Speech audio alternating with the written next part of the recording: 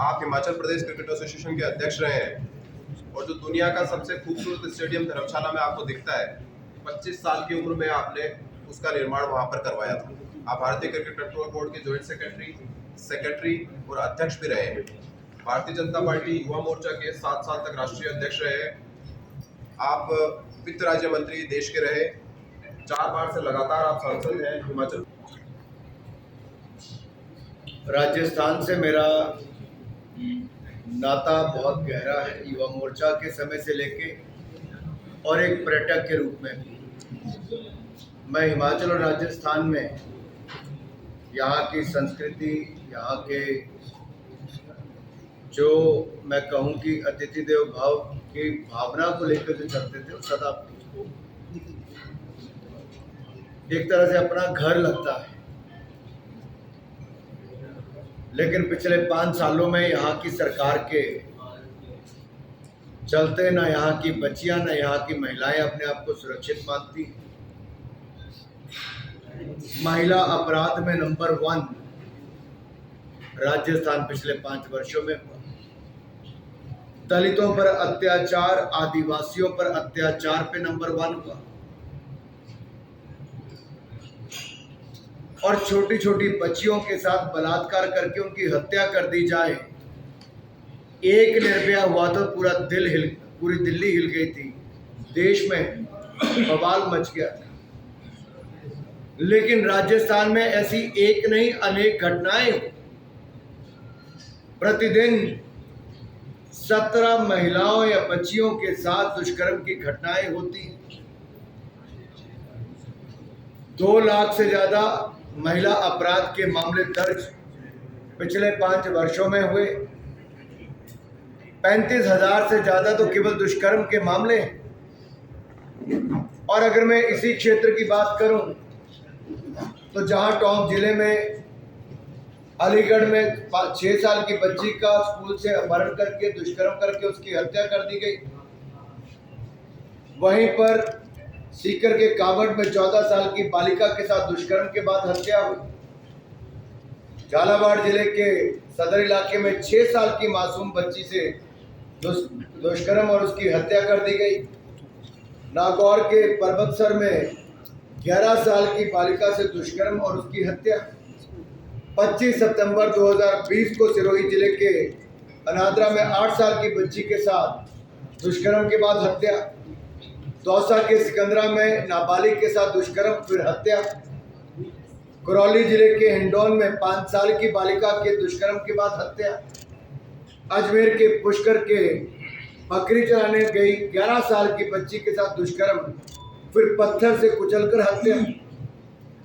जयपुर के नरेना के में 4 साल की बच्ची के साथ दुष्कर्म के बाद हत्या।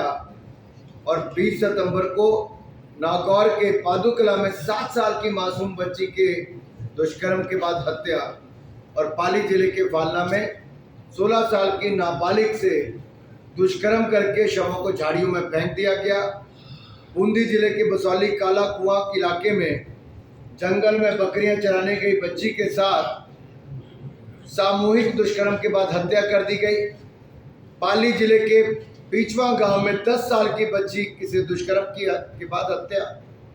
फिर जालौर जिले के बांदड़वाड़ी में 13 साल की बच्ची के साथ दुष्कर्म के बाद हत्या करके कुएं में फेंक दिया गया।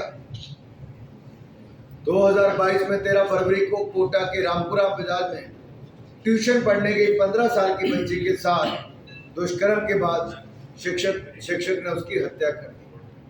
अजमेर जिले के दुवाड़िया गांव में नाबालिग लड़की की दुष्कर्म के बाद चाकू से कौन के उसकी हत्या रेत कर उसकी हत्या कर दी गई। चित्तौड़गढ़ के लक्ष्मीपुरा में 3 साल की बच्ची के दुष्कर्म के बाद उसकी हत्या और शव को कुएं में फेंक दिया।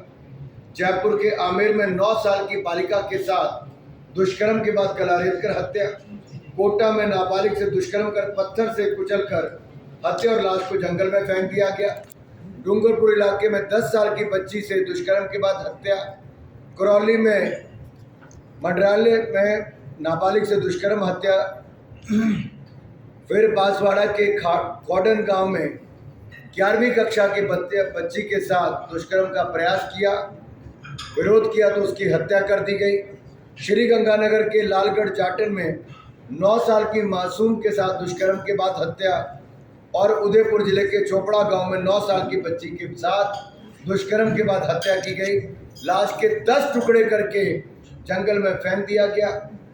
सीकर के लक्ष्मण गांव में 17 साल की नाबालिग की दुष्कर्म के बाद हत्या। जोधपुर के बालेसर गांव में नाबालिग के साथ गैंगरेप के बाद हत्या। बीकानेर के खाजूवाला में दलित लड़के के साथ पुलिसकर्मियों के द्वारा दुष्कर्म करके हत्या। करौली के नादोती गांव में दलित लड़की से दुष्कर्म, गोली मारी और तेजाब से जलाकर कुएं में डाल दिया गया, हत्या कर दी गई। भीलवाड़ा जिले के कोटड़ी में एक 14 साल की लड़की के साथ सामूहिक बलात्कार और टुकड़े टुकड़े करके उसको आग की भट्टी में डाल दिया गया। सवाई माधोपुर के बोली में नाबालिग लड़की से दुष्कर्म और हत्या और लाशें कुएं में मिली। अब ये लिस्ट में जितनी पढ़ता जाऊंगा खत्म नहीं होगी। राजस्थान में बेटियों के साथ बलात्कार और हत्याएं इन 5 सालों में होती रही और गहलोत सरकार सोती रही और गर्व के साथ इनके मंत्री कहते रहे ये मर्दों का प्रदेश है। शर्म के साथ ऐसे मुख्यमंत्री को आज से कुछ साल पहले इस्तीफा दे देना चाहिए था, जिसकी सरकार के चलते कानून व्यवस्था चरमरा गई, एक के बाद दूसरी बेटी की इज्जत लुटती गई और मुख्यमंत्री के सरकारी निवास से 5 किलोमीटर दूर 10 साल के बच्चे के सामने उसकी मां के साथ दुष्कर्म होता है। मरने पर मजबूर होते हैं लेकिन मुख्यमंत्री सोए रहते हैं। हमने इतनी निकम्मी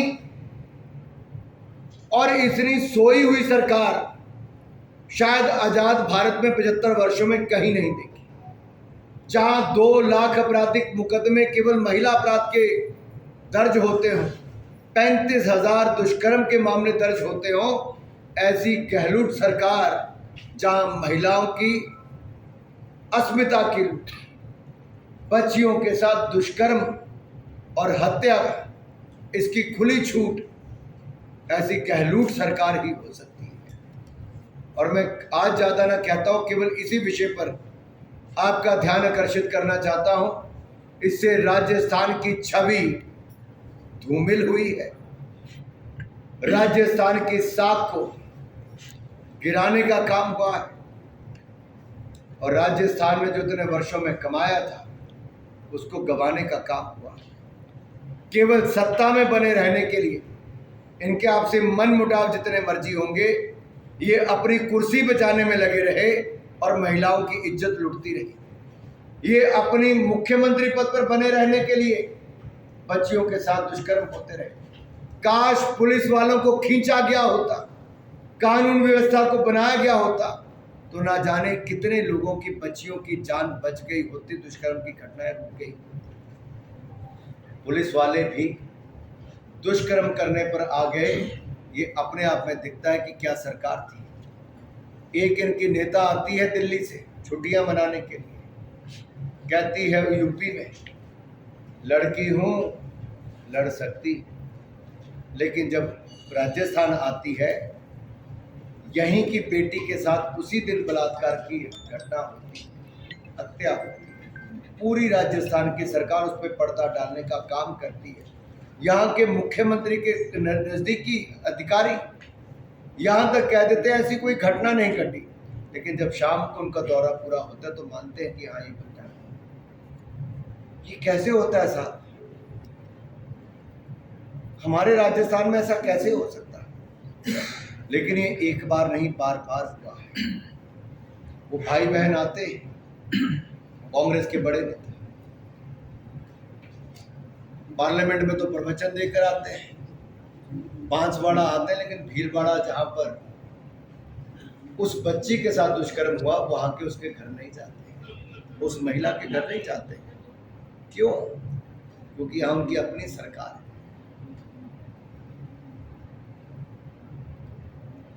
आज राजस्थान की जनता ने मन बनाया है कि इस महिला विरोधी सरकार और ये जो दलित विरोधी सरकार आदिवासी विरोधी सरकार, ये कांग्रेस की भ्रष्ट सरकार को उखाड़ फेंकेंगे और ये परिवर्तन संकल्प यात्रा में इतना जो जनसमूह उमड़ रहा है, जो जोश लोगों में दिख रहा है, ये गुस्सा गहलोत सरकार के खिलाफ है और लूट की खुली छूट से मुक्ति पाना चाहिए। एकजुटता है साहब, हर जगह अलग अलग जगह पर यात्राएं चल रही, नेताओं की अलग अलग जगह पे ड्यूटियां लगी। आपने राजस्थान के इतने अपराध गिना दिए, मणिपुर के बारे में क्या कहेंगे आप? इसके बारे में मणिपुर में जो हिंसा हुई है अभी तक थम नहीं रही, उसके बारे में क्या कहेंगे? मैं आपको ये भी अच्छा हुआ आपने सवाल पूछा और मैं आपका धन्यवाद दूं। मणिपुर की एक घटना को लेकर विपक्ष संसद से लेकर सड़क तक उतरा है। देश के मीडिया ने भी उस विषय को उठाया और प्रधानमंत्री जी ने भी कहा समाज में ऐसी घटनाएं कहीं पर भी घटे, ये मानवता को शर्मसार करती है और कड़ी कार्रवाई उन लोगों के खिलाफ करनी चाहिए जिन्होंने ऐसा घटना को अंजाम दिया। मैं यहाँ पर मेरे पत्रकार मित्र बैठे, अपने दिल पर अपने जमीर पर हाथ रखकर बोले, आपको जो इन मुद्दों को उठाना चाहिए और सरकार को कटघरे में खड़ा करना चाहिए। क्या यहाँ की सरकार, जिसके मंत्री ये कहें कि मर्दों का प्रदेश है और मुख्यमंत्री हंसे और सीना चौड़ा करके चले, इससे बड़ी शर्मनाक बात क्या होगी? क्या कांग्रेस के वो नेता संसद में, सड़क पर राजस्थान की उन घटनाओं को उठाने में असफल रहे जहां पर एक नहीं अनेक मणिपुर जैसी घटनाएं राजस्थान में पिछले कुछ महीनों में? तो इसलिए मैं कहता हूं, और इसी उदयपुर में कन्हैया लाल का सिर कलम कर दिया गया। मदद मांगने गए थे पुलिस वालों से, यहाँ की पुलिस सोई रही क्या? कौन संरक्षण देता है वोट बैंक की राजनीति के लिए ऐसे लोगों को? बेल भी मिल जाती है। ये अपने आप में सवाल खड़ा करते हैं यहाँ के प्रशासन पर, यहाँ की कानून व्यवस्था पर। ये आर्ट्स तो 8 पन्नों के आर्ट चल रहे होंगे, लेकिन जनता के दिलों में जो छाप छाई हुई है वो अपराध की, महिलाओं के खिलाफ अत्याचार की, बेटियों के साथ दुष्कर्म के मामले, ये जनता करारा जवाब देगी चुनाव में। शहरों की सूची जारी की है कि इनके कार्यक्रमों में कांग्रेस के प्रतिनिधि को नहीं भेजा जाए, क्या प्रतिक्रिया आपकी? आज अंतर्राष्ट्रीय और लोकतंत्र को कैसे कुचला जा सकता है, इसका फिर ताजा उदाहरण कांग्रेस ने दिया है। 1975 में श्रीमती इंदिरा गांधी जी ने इमरजेंसी लगाई, मीडिया को कुचलने का प्रयास किया और एक बार फिर उसका ताजा उदाहरण कांग्रेस ने दिया है और इस इंडी गठबंधन ने दिया है, जो अहंकार और घमंड से भरा घमंडिया गठबंधन। मीडिया पर प्रहार करना इनके लिए कोई नई बात नहीं है, ये तो इनके डीएनए में है। देश में आपातकाल का वो काला समय भी देश ने देखा, देश के मीडिया ने देखा, जहां मीडिया को ब्लैकआउट किया था। मीडिया की आवाज को बंद करने का काम इंदिरा गांधी जी ने, कांग्रेस ने किया था। आज एक बार फिर कांग्रेस और गठबंधन जो इंडी अलायंस है, उन्होंने फिर एक बार मीडिया की आवाज को कुचलने का काम किया। एंटी मीडिया है,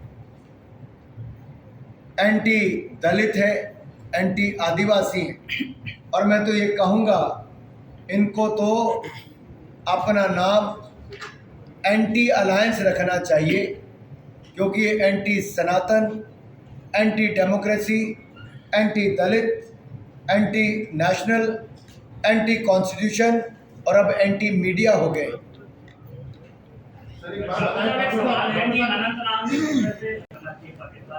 आप खेल मंत्री है, प्रसारण मंत्री है, क्या फिल्म में और क्रिकेट में कहीं ना कहीं अलग अलग नहीं करना चाहिए पाकिस्तान? देखिए, जहाँ तक खेलों की बात है, बीसीसीआई ने ये बहुत पहले निर्णय ले लिया था कि बायलैटरल मैचेस पाकिस्तान के साथ नहीं खेलेंगे जब तक वो आतंकवाद को बंद नहीं करते, सीमा पार से हमले बंद नहीं करते और घुसपैठ की घटनाओं को अंजाम देना बंद नहीं करते। और ये मुझे लगता है देश की भावनाएं, जो आम जनमानस की भावना है, उसके अनुरूप ही। जो भारत पीएम को ले लो उसके बाद आम सहमति से रेजोल्यूशन पास किया था कि पाक ऑक्युपाइड कश्मीर भारत का अभिन्न अंग है, और दोनों सदनों ने कहा। इसमें किसी के मन में कोई संकोच नहीं रहना चाहिए। सर, आपराधिक छवि वाले जो सांसद हैं और जो विधायक हैं, वो चुनाव लड़ने पर पाबंदी लगा दी जाए, इस बारे में एक कमेटी की रिपोर्ट भी आई है। आपकी सरकार क्या पद्धति, आप क्या? देखिए, इसमें इलेक्शन कमीशन की गाइडलाइंस बहुत क्लियर है, उसके अनुसार ही अनुमति होती है। आपको कहूं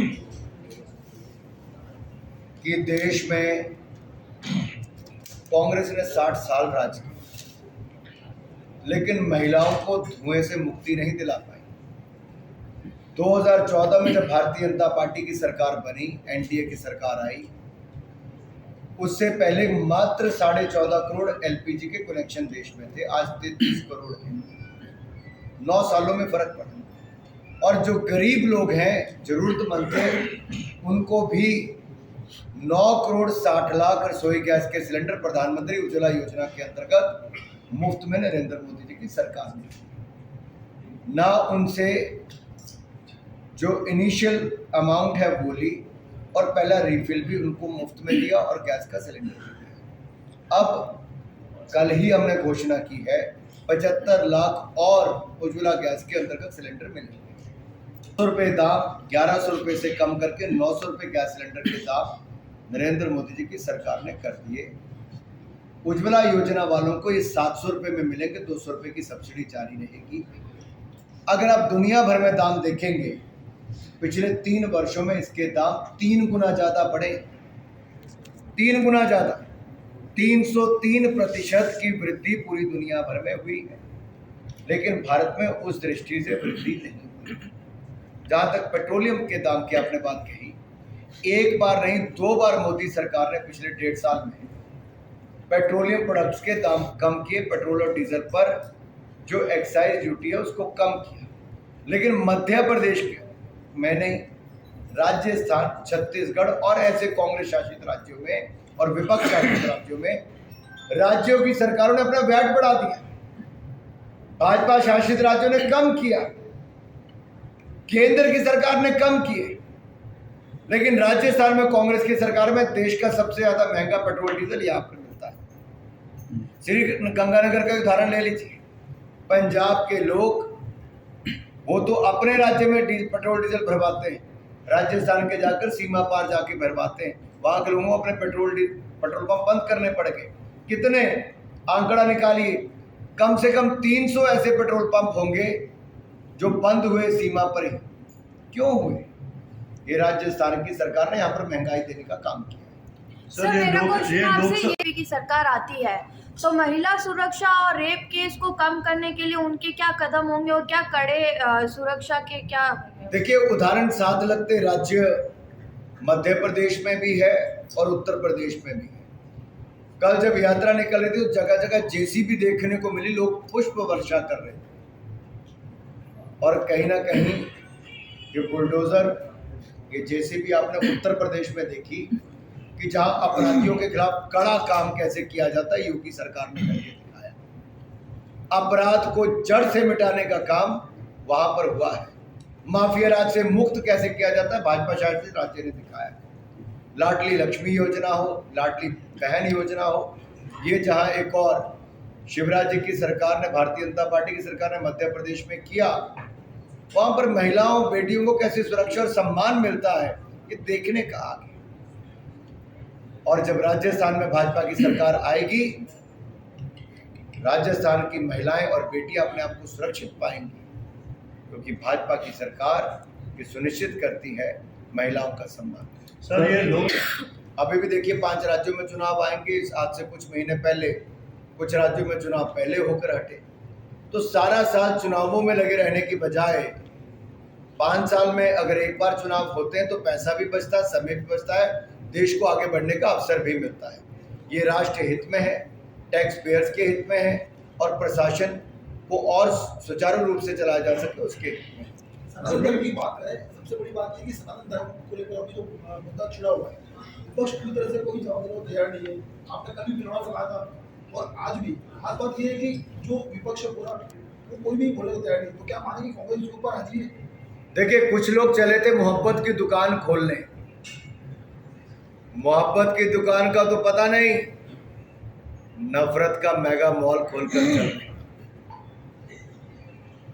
कोई हिंदुओं को अस्तित्व मिटाना चाहते हैं, सनातन धर्म को कुचलना चाहते हैं, जड़ से खत्म करना चाहते हैं, और एक के बाद दूसरा एक घमंडिया गठबंधन के नेता जो इंडी गठबंधन है उसके नेता एक नहीं, एक के बाद दूसरा, दूसरे के बाद तीसरा उन्होंने कहा इसको जड़ से ही खत्म करेंगे सनातन धर्म को। लेकिन मैं कहूंगा ये जो राहुल गांधी जी बड़ा बड़ा प्रचार करते हैं दुनिया भर में जाके भारत के संविधान को बचाने की और लोकतंत्र को बचाने की, इनके मुंह में दही जम गया है। राहुल गांधी जी मौन अवस्था में चले, बोल नहीं पा रहे। ये चुप्पी बहुत कुछ कहती है कि नफरत की दुकान खोलने का लाइसेंस राहुल गांधी जी ने दिया, जो संविधान का भी उल्लंघन कर रहे हैं और लोकतंत्र को भी तोड़ रहे हैं। ये संविधान और लोकतंत्र को कुचलने का काम राहुल गांधी जी ने लाइसेंस दिया। Article 25 of the Constitution gives you freedom for the religion, for faith. Article 19 gives you freedom for speech. तो अगर आपको संविधान की ही आलोचना या संविधान को कुचलने का काम एक नहीं हर दूसरा इस इंडी गठबंधन के नेता कर रहे हैं, तो बाबा साहब अंबेडकर को एक बार फिर अपमानित करने का काम, भारत के संविधान को तार तार करने का काम, लोकतंत्र दिवस जहां दुनिया मना रही है वहां भारत के लोकतंत्र को कुचलने का काम भी कांग्रेस और गठबंधन कर रहा है। अगर सनातन धर्म को जड़ से खत्म करने की बात करें, मीडिया की आवाज़ को दबाने का बात करें, देश में नफरत फैलाने का काम करें, तो संविधान और सनातन दोनों को ही कुचलने का काम ये कांग्रेस और गठबंधन कर रहे हैं। मीडिया के लोगों का एक तरह से विरोध करना, उनकी आवाज़ को दबाना और पूरा दबाव बनाना, ये कांग्रेस की मानसिकता को दिखाता है कि मीडिया को दबाने का और फ्रीडम ऑफ प्रेस, ये बोलते तो हैं लेकिन दबाने का ही काम किया है। इमरजेंसी के टाइम भी, और ये इमरजेंसी 2.0 अब भी लगाने का काम कर रहे हैं। उनकी खुली छूट किसी राज्य में है तो यहाँ पर है। और अगर अस्पतालों में भी मर्डर हो जाते हैं, पुलिस के लोग दुष्कर्म करके हत्या कर देते हैं, गला काटने वाले को खुले में छूट मिलती है और बाद में बेल भी हो जाती है, बेटियों के कत्ल करके झाड़ियों में और कुएं में फेंक दिया जाता है, जिंदा जला दिया जाता है, ये किसी राज्य में होता है तो राजस्थान में कानून व्यवस्था चरमरा जाती है। कोई भय डर पुलिस का नहीं है, कानून व्यवस्था खत्म हो चुकी है। ऐसा लगता है श्रीमान अशोक गहलोत जी ने हथियार डाल दिए हैं। यहाँ पर गुंडों की सरकार एक तरह से कही जाए कि गुंडों का माफिया का बोलबाला है, तो स्पष्ट तौर पर दिखता है। आपको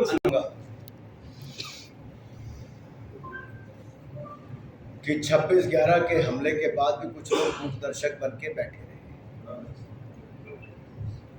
सोनिया गांधी, मनमोहन सिंह जी की सरकार मौन अवस्था में थी, मूक दर्शक थे, कोई कदम नहीं उठा पाए।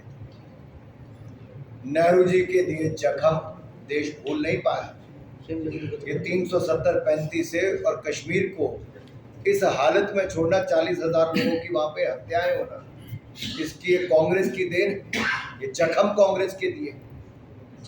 उससे मुक्ति दिलाने का काम, मरहम लगाने का काम नरेंद्र मोदी जी की सरकार ने।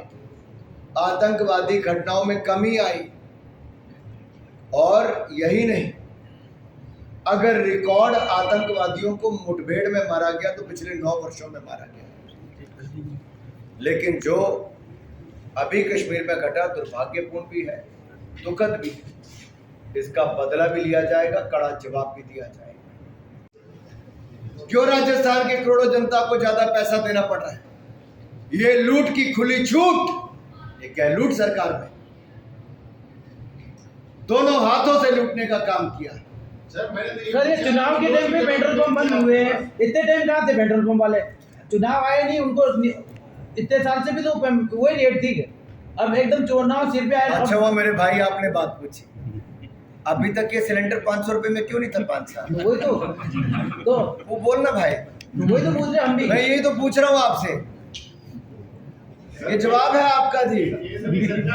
अगर इतना ही था भाई साहब तो 5 साल, मेरा सीधा सवाल है कि 5 साल के जो आपके सामने क्यों नहीं 500 रुपए में दिया? और मेरा सीधा सवाल है, अभी भी कितनों को दिया? कितनों को कर्जा माफी कही थी? किसानों की हुई माफी? क्या कर्जा माफी हुई किसान की? मेरा सवाल ये है, यहाँ जितने पत्रकार मित्र, मैंने किसी के सवाल को कोई मना नहीं किया, नहीं सबके सवाल खुले में प्रेस कॉन्फ्रेंस कर रहे हैं सर। और मैंने पहले भी कहा, किसी को कांग्रेस के प्रवक्ता के रूप में बोलना मुझे कोई आपत्ति नहीं, लेकिन आज कांग्रेसियों की बोलती बंद है साहब, क्योंकि किसानों के कर्जे माफ नहीं हो पाए, बेरोजगारों को बेरोजगारी भत्ता नहीं मिल पाया। लोगों ने देखा है, जो 5 साल पहले गारंटी देके राहुल गांधी गए थे, फेल हो गई सारी। यहां पर कोई जितना मर्जी कांग्रेस का प्रवक्ता बनने का प्रयास करे, कुछ नहीं होगा।